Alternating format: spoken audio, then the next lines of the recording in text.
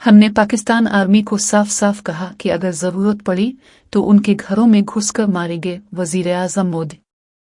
हमारी ड्रोन्स और मिसाइलों का खौफ ऐसा था कि पाकिस्तान कई दिनों तक सो नहीं सका।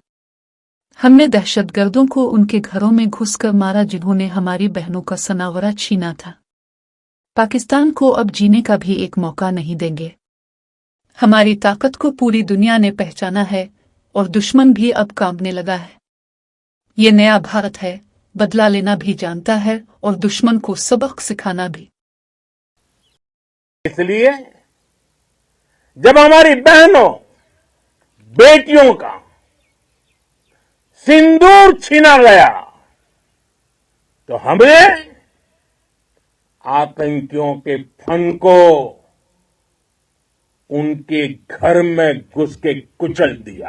भारत माता की जय! भारत माता की जय! भारत माता की जय! अपने पाकिस्तानी फौज को भी बता दिया है,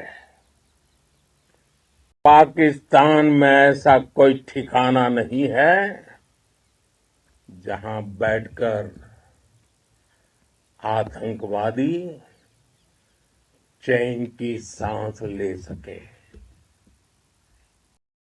हम घर में घुसकर मारेंगे और बचने का एक मौका तक नहीं देंगे। और हमारे ड्रोन्स, हमारी मिसाइलें, उनके बारे में तो सोचकर पाकिस्तान को कई दिन तक नींद नहीं आएगी।